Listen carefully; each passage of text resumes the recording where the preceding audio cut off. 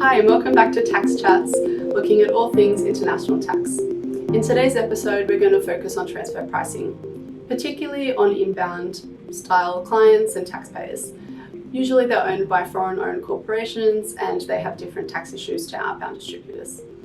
So when we're looking at inbound style arrangements, the most common one would be distributors. Where it's a buy-sell style arrangement, and there are certain profit margins that the ATO would expect these types of clients to be making.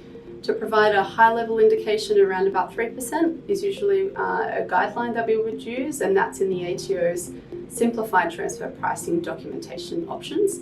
It can obviously go higher or lower depending on the client and the situations, but if you have a client that's outside those realms, it's probably worth asking some transfer pricing questions.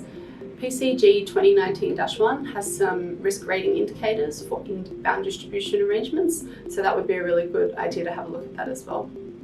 For service providers, which is the other type of taxpayer that's most commonly seen, usually that's a cost plus margin being applied, and they're providing those services to their foreign parent. So around about 5 to 15% is the range of the markup you see being applied, and that obviously varies depending on the types of activities they're performing, whether they're low value or high value.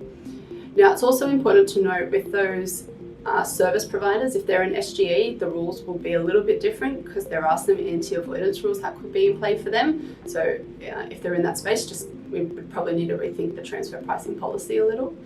So they're just a few indicators of some high-risk transfer pricing options for your inbound taxpayers. So if you have any clients in that space, there's some articles and ATO guidance available. If you have any questions, I look forward to hearing from you and seeing you in the next tax chat.